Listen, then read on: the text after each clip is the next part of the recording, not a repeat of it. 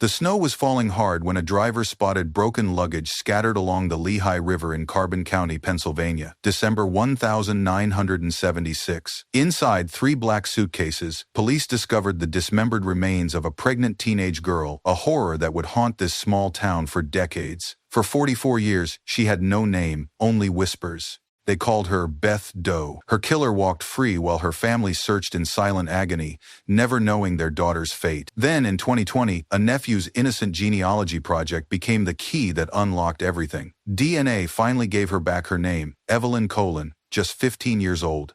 The arrest that followed shattered a community's trust forever. The man they thought they knew had been hiding in plain sight all along, carrying the darkest secret Carbon County had ever known. But when justice finally came knocking, would it be enough to heal wounds that had festered for nearly half a century? Before we get into the story, drop a comment with your country and the time right now. The December wind cut through Tom Bradley's jacket as he pulled his delivery truck to the shoulder of Interstate 80. Something wasn't right about the dark shapes scattered near the Lehigh River's edge. At first glance, they looked like discarded luggage, the kind of roadside debris that accumulates after accidents. But as he climbed down from his cab, the bitter cold stinging his face, a metallic smell hit him that made his stomach turn. 3 black suitcases lay broken open, their contents spilling onto the frozen ground like some macabre display.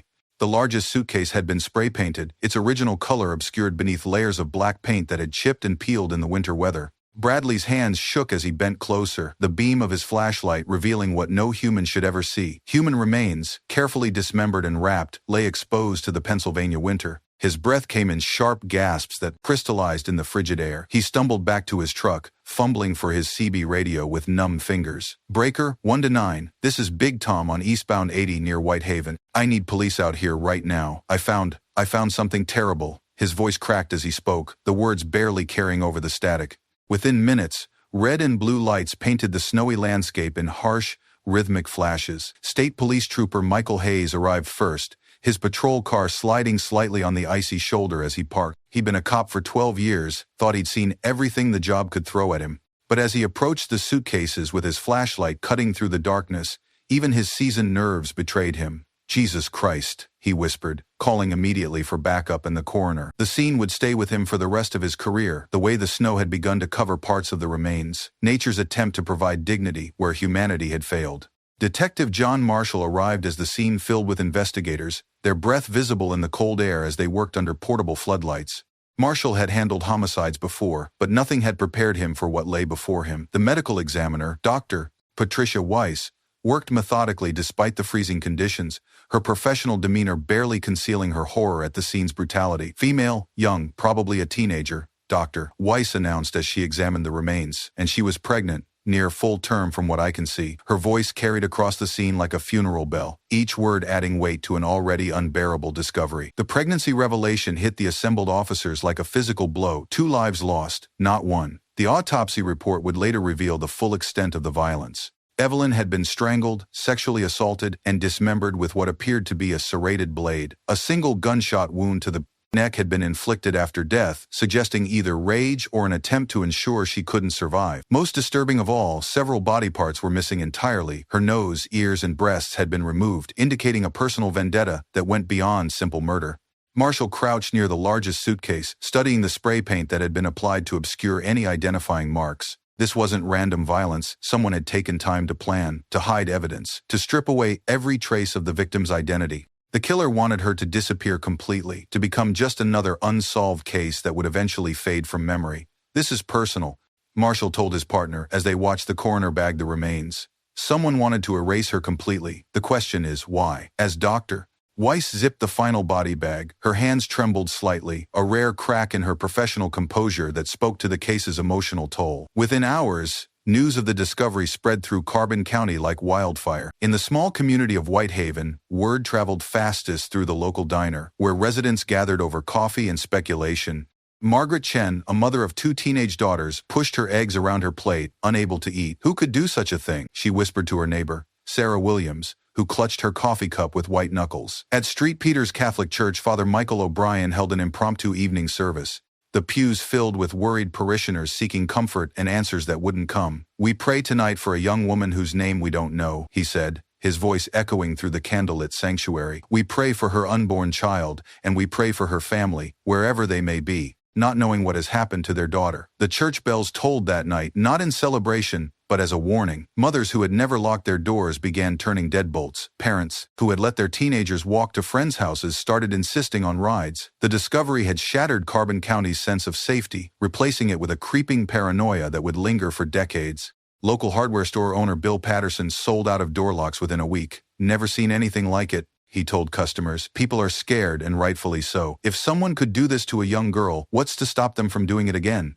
The question hung in the air like smoke, choking the community's collective peace of mind. By Christmas Eve, just 4 days after the discovery, the festive spirit in Carbon County had dimmed considerably. Holiday decorations still glittered, but they seemed somehow muted, overshadowed by the knowledge that evil had visited their quiet corner of Pennsylvania. The girl in the suitcases had become an unwelcome ghost at every family gathering. Detective Marshall spread the evidence across his desk like pieces of a jigsaw puzzle that refused to form a complete picture. The most promising clue was a newspaper dated the 26th of September, 1976, from New York, found wrapped around some of the remains. The paper's pages were stained and partially decomposed, but the date and location were clear. Someone had connections to the New York area 3 months before the discovery. Even more puzzling was a marking on the victim's palm, the letters WSR, written in what appeared to be blue ink. The writing was deliberate, not accidental, but what did it mean? Marshall had run the initials through every database he could access, checking for names, places, organizations. Nothing matched. The victim's fingerprints had been sent to the FBI, along with dental impressions and detailed photographs of her reconstructed face. For weeks, Marshall waited by his phone, hoping for the call that would give the girl a name. Instead, he received form letters and negative responses. No matches in New York, New Jersey, Pennsylvania, or anywhere else. They checked. "It's like she never existed," Detective Sarah Hennessey, Marshall's new partner, observed as she reviewed the growing file. Fresh out of the detective division, Hennessey brought enthusiasm and modern thinking to the case, but even her optimism was wearing thin after months of dead ends. The missing body parts suggested something deeply personal about the crime. "This wasn't random," Marshall explained to Hennessey. "Someone knew this girl. Someone hated her enough to try to erase her completely." He stared at the crime scene photos, wondering what the victim had done to deserve such brutal treatment, or if she'd simply been unlucky enough to trust the wrong person. 300 miles south in Jersey City, Julia Colin knelt beside her bed, rosary beads sliding through her fingers as she whispered prayers for her missing daughter. Evelyn had been gone for 3 months now, vanishing from her life as completely as smoke. At first, Julia had told herself it was teenage rebellion. Evelyn was headstrong, always pushing boundaries, always eager to grow up too fast. The last time Julia had seen her daughter, they'd argued about Luis Sierra, the 19-year-old boyfriend who had swept 15-year-old Evelyn off her feet with promises of love and independence. "He's too old for you, mija," Julia had pleaded. "You're just a baby yourself." But Evelyn had been deaf to reason, intoxicated by what she thought was adult love. Sierra had convinced Evelyn to move in with him, promising to take care of her when she discovered she was pregnant. Julia's heart had broken when Evelyn announced the pregnancy, not because she was ashamed, but because she could see her daughter disappearing into a world where she didn't belong. At 15, Evelyn should have been worrying about algebra homework, not diapers and doctor appointments. Julia had written letters to every police department she could think of, describing her daughter in careful detail. Dark hair, brown eyes, a birthmark on her shoulder shaped like a crescent moon. She'd included the few photographs she had, watching hopefully as mail carriers delivered rejection letters, explaining that Evelyn was old enough to leave on her own, that teenage runaways were common, that there was no evidence of foul play. But a mother's heart knows things that police reports can't capture. Julia knew something terrible had happened to Evelyn. She could feel it in her bones, in the way her prayers seemed to echo against an empty sky. Each night, she lit a candle and begged God to bring her daughter home. The investigation board in Detective Marshall's office looked like a shrine to frustration. Photos of the crime scene, sketches of the victim's reconstructed face, and maps marking potential body dump routes covered every inch of available space. By spring of 1977, Marshall had interviewed hundreds of people, chased dozens of leads, and followed every thread of evidence until it frayed into nothing. The victim had been given a name by the media and investigators, Beth Doe, a placeholder that somehow made her seem less real, less human. Local newspapers ran her reconstructed image regularly, hoping someone would recognize the face, but weeks turned to months with no response. The case that had once consumed Carbon County's attention began to fade from the front pages, replaced by other crimes, other tragedies. Detective Hennessey had taken to visiting the crime scene regularly, hoping fresh eyes might reveal something they'd missed. She'd walk the riverbank where the suitcases had been found, studying the terrain, imagining how the killer had chosen this particular spot. It was isolated enough to avoid immediate discovery, but accessible enough for someone to dump 3 heavy suitcases. The killer knew the area, had probably scouted it in advance. Whoever did this planned it carefully, Hennessey told Marshall during one of their brainstorming sessions. This wasn't a crime of passion, it was calculated. The dismemberment, the suitcases, the spray paint to hide identifying marks. Someone took time to think this through. But planning and execution were different things, and somewhere in that difference lay the clues they needed to find. The case files grew thicker each month, filled with witness statements that led nowhere and theories that collapsed under scrutiny. Beth Doe had become more than a victim. She'd become a symbol of everything that could go wrong when evil touches an innocent life. By 1978, the case had divided Carbon County into factions of belief and suspicion. At Murphy's Diner, the morning coffee crowd debated theories with the passion of biblical scholars. Some believed Beth Doe was a runaway from New York who'd gotten mixed up with the wrong crowd. Others, noting the newspaper wrapping and the professional nature of the dismemberment, whispered about mob connections and organized crime reaching into their peaceful community. The most persistent theory involved human trafficking, with Beth Doe portrayed as a victim of some vast criminal network that used rural Pennsylvania as a dumping ground. This theory gained traction after a trucker claimed he'd seen suspicious vehicles near the river in the weeks before the discovery, though his description of the cars changed each time he told the story. Parents who had once trusted their neighbors implicitly now watched each other with careful eyes. Bill Patterson, the hardware store owner, found himself studying his customers differently, wondering if any of them were capable of such brutality. The question haunted every conversation: if someone in their community could commit such a crime, who else might be hiding dark secrets? Mary Beth Sullivan, a teacher at the local elementary school, noticed her students had become more clingy, more afraid to stray far from their parents. The children sense it, she told her principal. They know something bad happened here, even if they don't understand what. The innocence that had once defined childhood in Carbon County had been permanently scarred. Local pastor Father O'Brien found himself counseling parishioners who'd lost faith in their community's safety. Evil exists, he told them during Sunday sermons, but so does grace. We must not let one terrible act destroy our ability to trust, to love, to live. But his words felt hollow against the magnitude of what had been discovered by the river. By 1983, the investigation had officially stalled. Detective Marshall, now nearing retirement, had exhausted every lead, followed every trail until they disappeared into dead ends. The victim they'd called Beth Doe would be buried in a simple ceremony, her true identity still unknown, her killer still free. The funeral took place on a gray October morning at Sacred Heart Cemetery. Father O'Brien performed the service, his voice carrying across rows of folding chairs filled mostly with strangers, police officers, social workers, and community members who felt compelled to witness this final indignity. No family stood graveside, no mother wept for her lost daughter, no friends shared memories of happier times. Detective Marshall was among the few who spoke. "We failed her," he said simply, his voice thick with emotion. "We failed to give her back her name, failed to bring her killer to justice, failed to give her family the closure they deserve.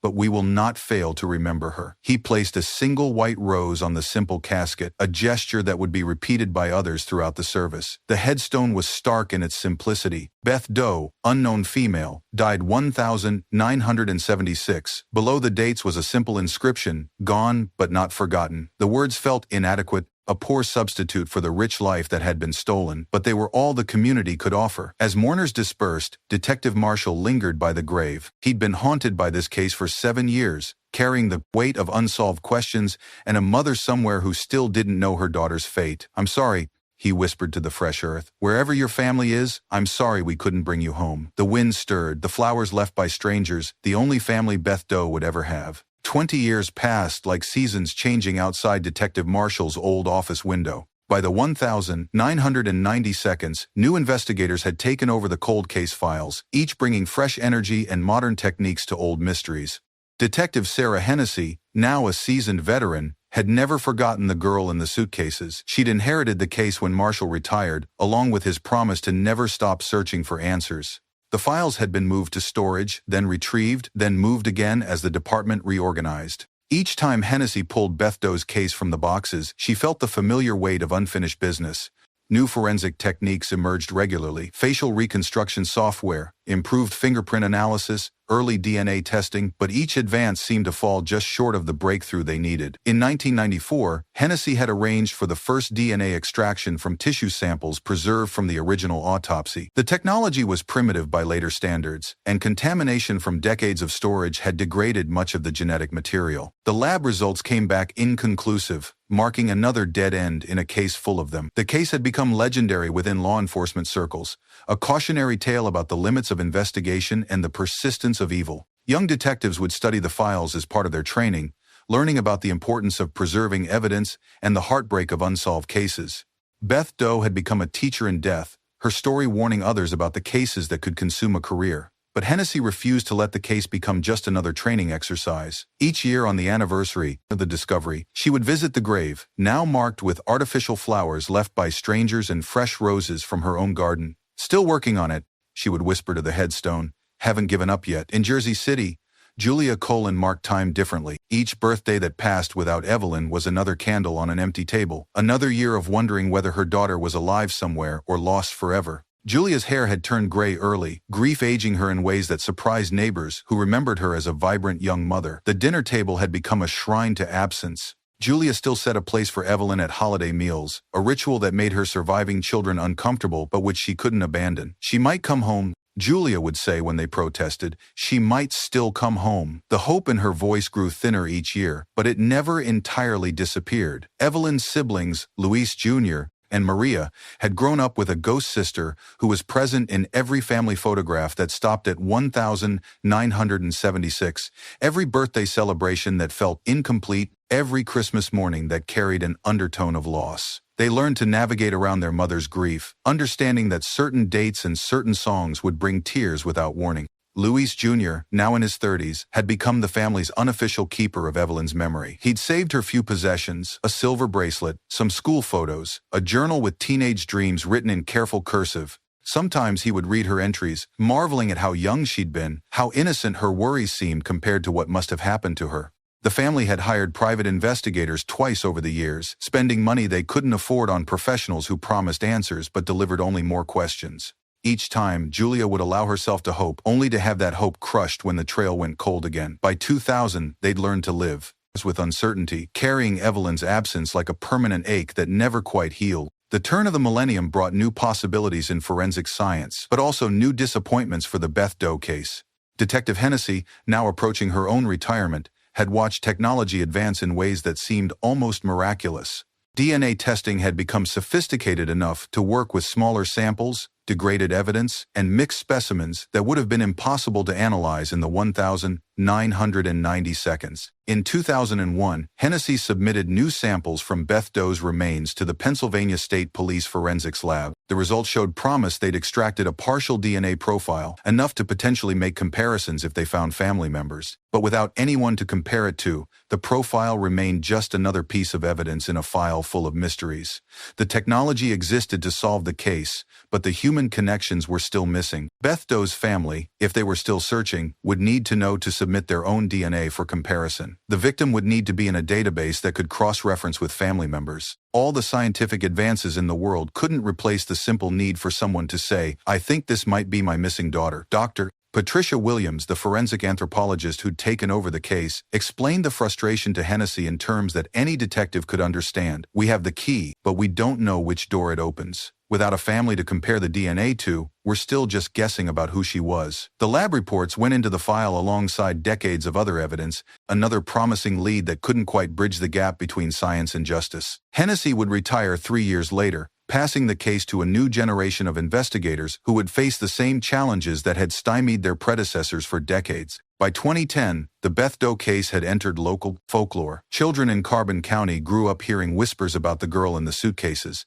and teenage dares often involved visiting her grave at Sacred Heart Cemetery. The story had been embellished over the years, gaining supernatural elements that transformed a brutal crime into a ghost story that parents used to keep their children close to home after dark. Local historian Rebecca Martinez documented the case's evolution from active investigation to cultural legend in a 2012 article for the Carbon County Historical Society newsletter.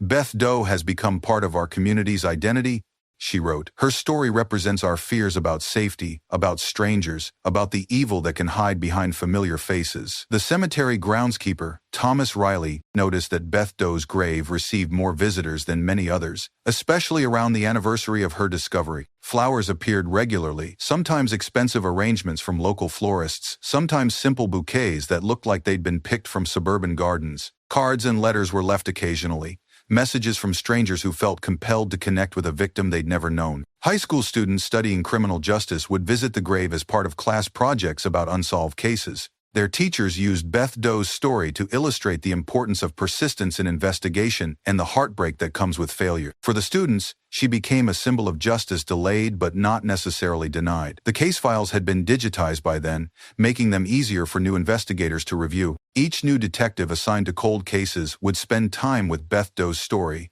hoping to spot something that previous investigators had missed. But the essential mystery remained. Without knowing who she was, they couldn't understand why she'd been killed, and without understanding the motive, they couldn't identify her killer. Luis Colon Jr. had always been curious about his family's history, but it wasn't until 2019 that he decided to explore his genealogy seriously. His mother, Maria, had married and taken her husband's name, creating branches in the family tree that seemed to lead nowhere. Luis Jr. noticed gaps in the family records, an aunt mentioned occasionally but never discussed in detail, dates that didn't quite line up, a persistent sadness in his grandmother Julia's eyes whenever certain subjects arose. Using online genealogy services had become a popular hobby, and Luis Jr. approached it with the enthusiasm of someone discovering a new passion. He uploaded his DNA sample to multiple databases, hoping to connect with distant relatives and fill in the missing pieces of his family's story. The genetic results showed connections to families throughout New Jersey and New York, painting a picture of immigration patterns and family movements across generations. But there were mysteries too. References to family members who seemed to vanish from records, including an aunt named Evelyn who appeared in early documents but disappeared after 1976. When Luis Jr. asked his grandmother Julia about Evelyn, her eyes would fill with tears and she would change the subject. "Some stories are too sad to tell," she would say, leaving Luis Jr.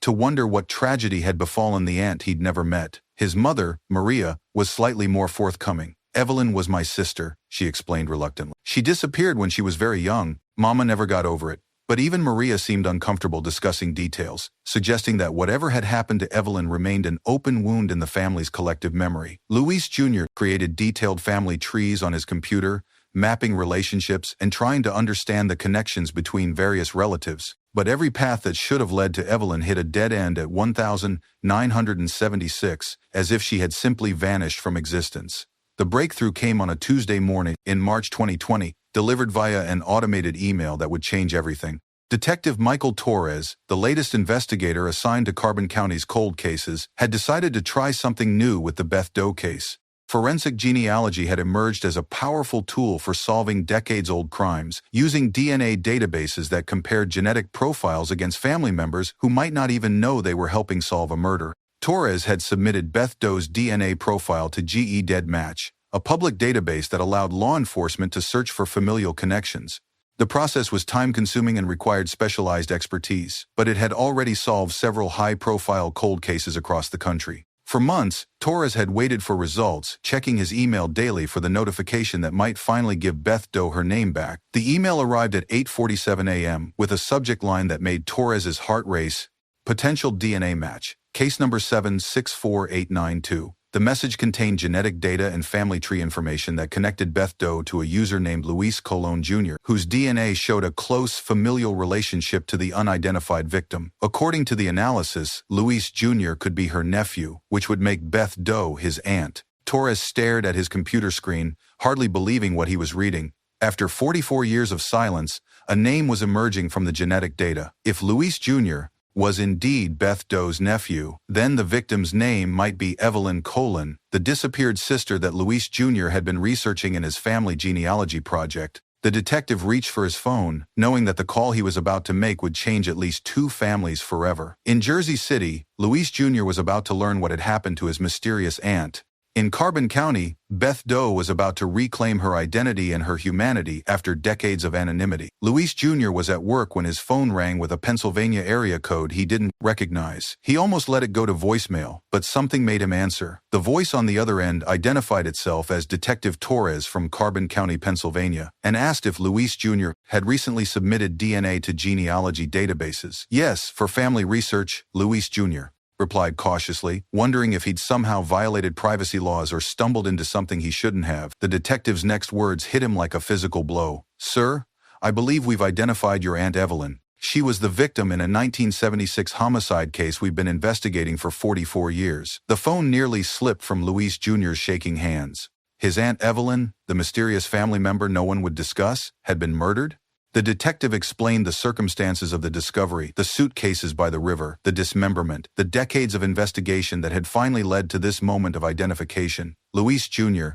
left work immediately, driving to his parents' house with tears streaming down his face. He found his mother Maria in the kitchen and his grandmother Julia watching television in the living room. "I need to tell you something," he said, his voice breaking, "about Evelyn." The conversation that followed was unlike anything the family had ever experienced. 44 years of wondering, of hoping, of fearing the worst had finally crystallized into confirmed truth. Evelyn hadn't run away to start a new life somewhere else. She hadn't abandoned her family for a better opportunity. She'd been murdered, brutally and deliberately, when she was just 15 years old. Julia collapsed into her son's arms, sobbing with a grief that had been building for decades.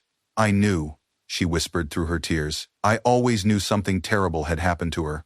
But not knowing was almost worse than this. For the first time in 44 years, the family could begin to mourn properly, because they finally knew what they were mourning. Detective Torres worked quickly to verify the identification, comparing family photographs with facial reconstructions of Beth Doe and cross-referencing dates and locations. The evidence was overwhelming. Evelyn Colon and Beth Doe were the same person, but identification was only the first step. Now Torres needed to understand who had killed her and why. The 1,976 missing person reports from Jersey City had been filed weeks after Evelyn's murder, explaining why earlier investigators hadn't made the connection. Evelyn had been living with her boyfriend Luis Sierra at the time of her disappearance, making her less likely to be reported missing immediately. Her family had assumed she was simply avoiding contact, not that she was already dead. Luis Sierra's name appeared in old police reports as Evelyn's boyfriend, described as a 19-year-old who worked sporadically and had a history of minor arrests. In 1976, Sierra had told police that Evelyn had left him to return to her family, but he'd never reported her missing or seemed concerned about her welfare. His story had raised no red flags at the time because domestic situations were handled differently in the 1970s.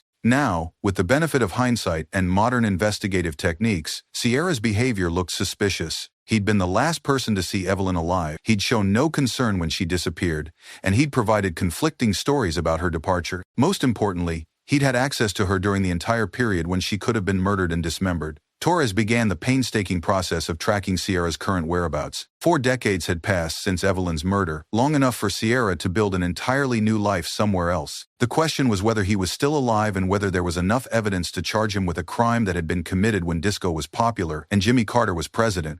The arrest took place on a quiet Tuesday morning in Ozone Park, New New York, in a neighborhood where Luis Sierra had lived peacefully for 2 decades. At 64, Sierra looked like any other retiree, gray-haired, soft around the middle, indistinguishable from the other men who sat on their front porches reading newspapers and watching the world go by. Detective Torres had coordinated with New York Police Department detectives to execute the arrest warrant. At 6 a.m., officers surrounded Sierra's modest 2-story house while neighbors watched from behind curtains, wondering what could possibly have brought so many police to their quiet street. Sierra answered the door in his bathrobe, clearly expecting to find a neighbor or delivery person, not a team of armed officers. "Luis Sierra, you're under arrest for the murder of Evelyn Colon," Detective Torres announced as handcuffs clicked into place. Sierra's face went ashen, but he didn't resist or claim ignorance of the charges.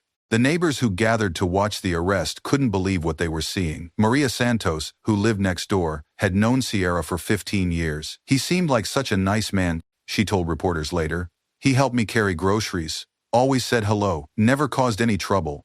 I can't believe he could have done something so horrible." Sierra's arrest made headlines across the tri-state area, The Beth Doe case had remained famous among true crime enthusiasts and law enforcement professionals, representing both the persistence of evil and the eventual triumph of modern forensic science. Television news crews gathered outside Sierra's house in the Carbon County Courthouse, interviewing neighbors and legal experts about the implications of arresting someone for a crime committed 44 years earlier. As Sierra was transported back to Pennsylvania in shackles, residents of Carbon County prepared themselves for the trial they'd been waiting for since 1976. Justice had been delayed for nearly half a century, but it was finally within reach. News of Sierra's arrest spread through Carbon County like wildfire, reopening wounds that many residents thought had healed. At Murphy's Diner, the morning coffee crowd dissected every detail of the case with the intensity of television detectives. Margaret Chen, now in her 70s, shook her head in disbelief. All these years, he was just living his life like nothing happened. That poor girl was in the ground while he was free. The arrest triggered complicated emotions throughout the community. Relief that the case was finally solved, mixed with anger that Sierra had escaped justice for so long. Some residents felt vindicated in their long-held suspicions that the killer was still out there. Others were disturbed by the idea that such evil could remain hidden for decades. Local pastor Father Martinez, who had replaced Father O'Brien years earlier, found himself counseling parishioners who struggled with feelings of betrayal and delayed justice. 44 years is a long time to wait for answers, he acknowledged during Sunday services. But we must remember that justice, even delayed, is still justice. Evelyn Colon finally has her name back, and her family can finally begin to heal. The media attention was intense, but not entirely welcome. Television crews parked outside homes and businesses, interviewing anyone willing to discuss the case. Some residents embraced the attention, finally able to share stories they'd kept private for decades. Others resented the intrusion, feeling that their community's tragedy was being exploited for entertainment. Rebecca Martinez, the local historian, noted that the arrest had changed the story's cultural significance. For 44 years, Beth Doe represented the unknown, the mystery that couldn't be solved, she observed. Now, she's Evelyn Colon again, a real person with a real family who loved her. That changes everything about how we remember her story. District Attorney Patricia Walsh faced significant challenges prosecuting a murder that had occurred before many of her staff members were born. The evidence was old. Witnesses had died or relocated, and legal precedents for such old cases were limited. Most challenging of all was the question of jurisdiction. Where exactly had Evelyn been murdered? Sierra's defense attorney, James Morrison, immediately challenged Pennsylvania's right to prosecute the case. His argument was straightforward. While Evelyn's body had been discovered in Carbon County, there was no evidence that she'd actually been murdered there. All available evidence suggested that Evelyn had disappeared from Jersey City, making it likely that the murder had occurred in New Jersey, not Pennsylvania. The jurisdictional challenge threatened to derail the prosecution before it could truly begin. Legal experts debated the issue in newspapers and television interviews, with most agreeing that the defense had raised a valid point. Pennsylvania prosecutors would need to prove that at least part of the crime had occurred within their state's borders to maintain jurisdiction. D.A. Walsh's team worked frantically to build their case, reviewing every piece of evidence from the original investigation. The newspaper wrapping found with the body was from New York, suggesting that the dismemberment might have occurred there. The location where the suitcases were dumped was in Pennsylvania, but dumping a body wasn't necessarily the same as committing murder. Judge Sarah Harrison presided over the preliminary hearings, clearly uncomfortable with the legal complexities involved. This court must balance the family's need for justice with the defendant's rights under the law, she explained during one hearing. The question before us isn't whether Mr. Sierra committed this crime, but whether Pennsylvania has the legal authority to prosecute him for it. While lawyers debated jurisdiction, Julia Colon found solace in her faith and her daily prayers. At 87, she had lived long enough to see her daughter's name restored and her killer identified, outcome she'd prayed for but hadn't been sure she'd live to witness. Every evening, she lit a candle for Evelyn and whispered the rosary prayers that had sustained her through 4 decades of uncertainty. The media attention surrounding the case had brought unexpected visitors to Julia's door. Strangers who'd followed the Beth Doe case for years came to express their condolences and share their own stories of loss. True crime enthusiasts sent letters and flowers, telling Julia how Evelyn's story had affected them personally. The outpouring of support was overwhelming but also comforting. Luis Jr. had become the family's spokesman, giving carefully worded interviews that focused on Evelyn's life rather than the details of her death. She was just a kid, he would tell reporters. She made some bad choices, trusted the wrong person, but she didn't deserve what happened to her. No one deserves that. His words carried the weight of a family's long-suppressed grief, finally given voice after decades of silence. The legal proceedings frustrated the family, who couldn't understand why justice seemed so complicated when the evidence was clear. "We know he killed her," Maria told her son during one particularly difficult court hearing. Why does it matter which state prosecutes him? She's still dead either way. Julia's health had begun to decline under the stress of the trial and the media attention. She'd waited 44 years for this moment, but the reality of reliving Evelyn's murder in court was almost more than she could bear. Her rosary beads, worn smooth by decades of prayer, remained her constant companion as she faced the possibility that Sierra might escape punishment on a legal technicality. The decision came on a gray morning in February 2025, delivered by District Attorney Walsh, with obvious reluctance and frustration. After months of legal arguments and research, Pennsylvania prosecutors had concluded that they lacked sufficient evidence to prove that Evelyn's murder had occurred within their jurisdiction. The charges against Louis Sierra would be dropped. The courtroom erupted in gasps and angry voices as family members and supporters processed the news. Julia Colon sat motionless, her hands clasped around her rosary, her face showing no emotion as the words washed over her. Luis Jr. stood and walked out of the courtroom without speaking, too angry and heartbroken to face the reporters who would inevitably want his reaction. D.A. Walsh explained the decision to a room full of disappointed faces. While we believe Mr. Sierra is responsible for Evelyn Colon's death, the law requires us to prove that at least part of the crime occurred in Pennsylvania. After extensive review, we cannot meet that burden of proof beyond a reasonable doubt. Therefore, we are dismissing all charges and recommending that New Jersey authorities review this case for potential prosecution. The legal technicality that freed Sierra felt like a betrayal to everyone who'd followed the case. Detective Torres, who'd worked tirelessly to solve the 44-year-old mystery, sat in the back of the courtroom with his head in his hands. All the modern forensic science in the world couldn't overcome jurisdictional boundaries drawn by lawmakers who'd never imagined such a case. Outside the courthouse, reporters scrambled to get reactions from the family and community members. Some called for changes in the law to prevent such outcomes in the future. Others questioned whether justice could ever truly be served when so much time had passed between a crime and its resolution. The new gravestone was unveiled on a sunny April morning, transforming the anonymous grave that had marked Beth Doe for 40 years into a proper memorial for Evelyn Colon. The inscription read simply, Evelyn Colon, 1961 to 1976, beloved daughter and sister. Below her name was a small engraving of a rose, chosen by her family to represent the beauty of a life cut short. Julia Colon, now in a wheelchair but determined to attend the ceremony, touched the polished granite with trembling fingers. Now everyone will know your name, mija, she whispered, tears streaming down her cheeks. The words she'd waited 44 years to speak carried the weight of a mother's love that death couldn't diminish. The ceremony drew a surprising crowd. Detective Torres was there, along with other investigators who'd worked the case over the decades. Members of the Carbon County community came to pay their respects to the girl they'd known only as a mystery for so long. True crime enthusiasts who'd followed the case made pilgrimages to witness this moment of restored identity. Most importantly, Evelyn's family was finally complete around her grave. Luis Jr. placed flowers on the headstone while his mother Maria spoke about the sister she'd lost too early. Even Sierra's legal victory couldn't diminish this moment. Evelyn Colon had her name back, her family could properly mourn her, and her story would be remembered truthfully rather than as an unsolved mystery. Father Martinez blessed the new headstone and led the gathered crowd in prayers for Evelyn's soul and her family's peace. The ceremony couldn't bring legal justice, but it provided something almost as important, the restoration of dignity to a victim who'd been anonymous for too long. That evening, residents of Carbon County gathered by the Lehigh River, where Evelyn's remains had been discovered 48 years earlier. What had once been a site of horror and mystery had been transformed into a place of remembrance and healing. Hundreds of candles flickered in the darkness, held by people who'd never known Evelyn personally but felt connected to her story.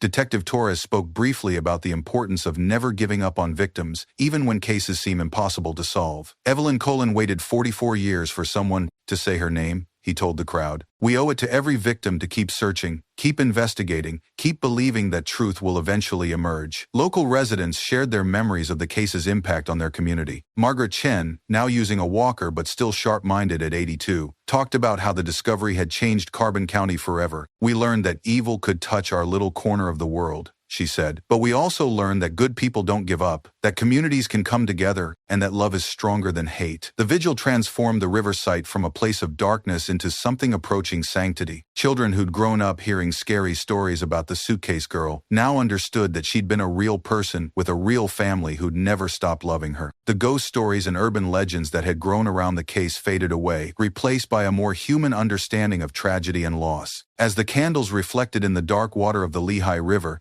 The community found a kind of peace that had eluded them for decades. Justice might have been denied in the courtroom, but memory and love had triumphed over forgetting and fear. Julia Colon sat in her kitchen long after the vigil had ended, her rosary resting on the table beside a cup of cooling tea. The events of the past year had exhausted her, but they'd also brought a peace she hadn't felt since 1976. Evelyn's name had been restored, her story had been told truthfully, and her family could finally mourn properly. The legal system had failed them, but Julia's faith had not. She believed that Luis Sierra would ultimately face judgment for his crimes, if not in earthly courts, then in a higher forum where technicalities and jurisdictional disputes held no sway. Her daughter's truth had been revealed, and that truth would outlast any temporary legal victory Sierra might claim. Luis Jr. called to check on his grandmother, as he did every evening now. The case had brought the family closer together, united by their shared commitment to Evelyn's memory. They'd learned that healing didn't require legal victory, it required acknowledgement, truth-telling, and the courage to keep loving even after devastating loss. The house was quiet, except for the ticking of the clock that had marked time through 44 years of waiting. Julia's prayers that night weren't for vengeance against Sierra or frustration with the legal system. Instead, she prayed for Evelyn's soul, for her family's continued healing, and for all the other families who were still waiting for their own daughters to come home. Outside her window,